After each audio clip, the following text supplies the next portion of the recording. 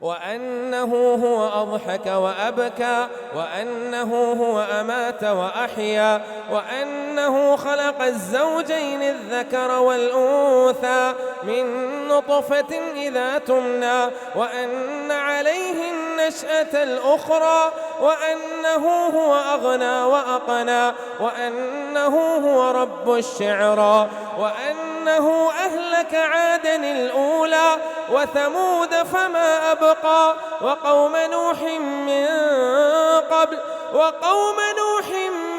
قبل إنهم كانوا هم أظلم وأطغى، والمؤتفكة أهوى فغشاها ما غشى، فبأي آلاء